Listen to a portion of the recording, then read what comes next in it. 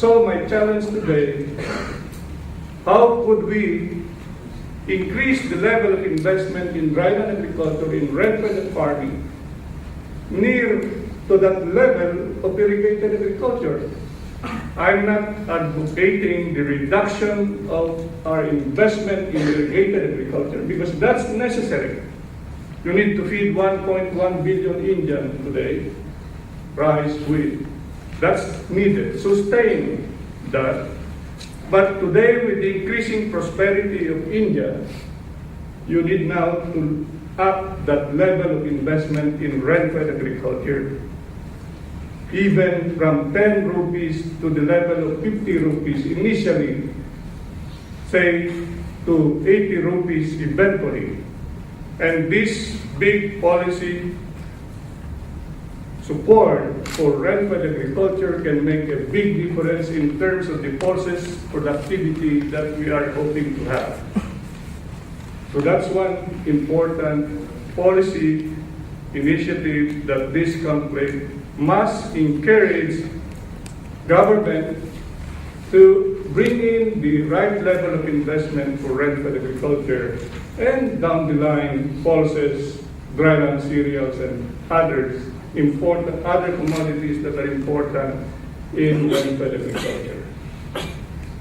Now, we have seen for our last 38 years working in rainfed agriculture, we are an international agricultural research. All this long-term experimentation that we have for the last 38 years would indicate that you can have the potential of raising or producing food to the level of 5 tons per hectare per year to support 22 to 25 people per year.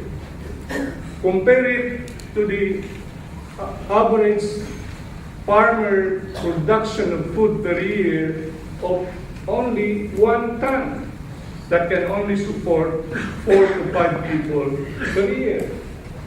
Now, there is that gap that we need to narrow it down by increasing the level of productivity of the farmers themselves.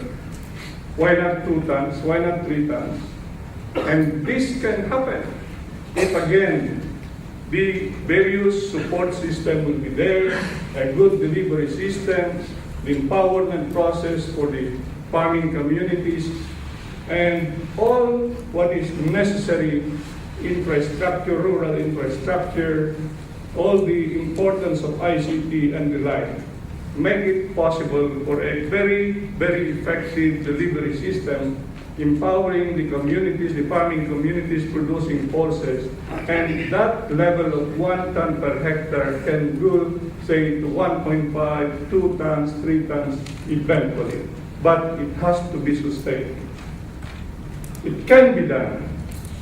You have the power now as a very prosperous India to make it possible.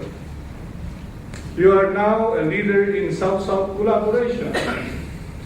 Why not increase your level of support, the empowerment of the farming communities in all the rampant areas of India? Again, highlighting the 2 crops that we have been working. Andhra Pradesh for one. This is a good case in terms of chickpea. There has been a 24-fold increase in the level of production of pulses, particularly chickpea in Andhra Pradesh. And why is this so? You know, because of the work that we have been doing with partners that have been developed, short duration varieties that can grow in climates like what is present in Andhra Pradesh or in South India. So if this is possible to increase 24-fold production of chickpea in Andhra Pradesh, why is it not possible to do the same in other states of India? So again, let's learn lessons from how government of Andhra Pradesh have done. So there is political will, there is policy support, there is the use of improved seeds, there is training of the farmers. There's so much to learn from all these success stories that are there.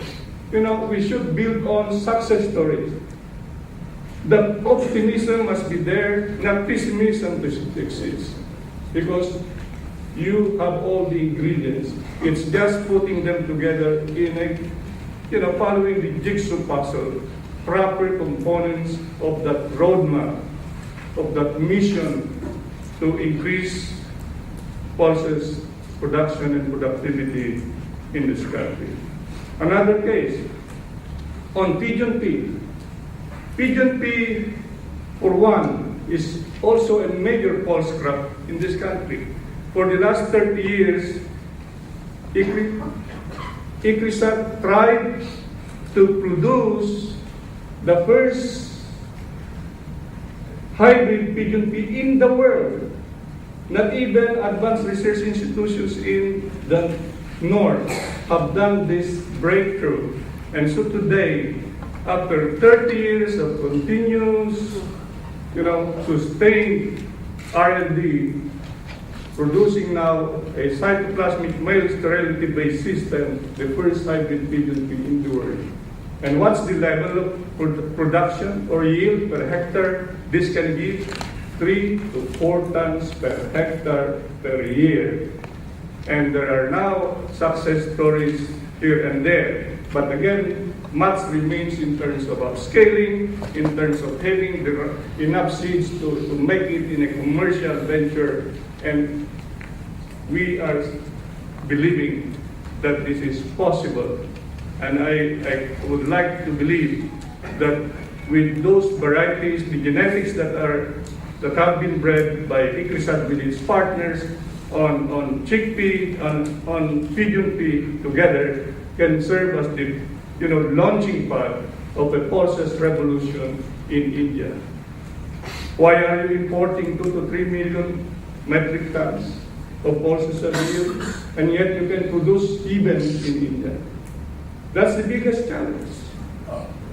I believe, again, that this conclave can really bring together the right components of the roadmap, because I would like to see we as ICRISAT can be a part of that mission to make it possible, say for the next 5 years, India will be self-sufficient in pulses. Is it possible? Yes. You see, it is possible. Government, private sector, research institutions, civil society organizations, farmers organizations, working together in a war footing, on a mission mode, can make things possible. So, my challenge today, by the end of this important conclave, because we attach importance to such a gathering of cardinals like you, to make that roadmap, develop that roadmap, and seeing to it that after developing this roadmap, that we are able to follow it through, implement this roadmap with all the hearts and the minds of various stakeholders. And I believe in 5 years' time, we shall succeed, and we should do it together, because, again, we should not deprive, particularly the poor, who cannot afford the tripling of prices on pulses today. So it's such a simple message. I hope this is resonating in everyone's mind and heart. Thank you, everybody.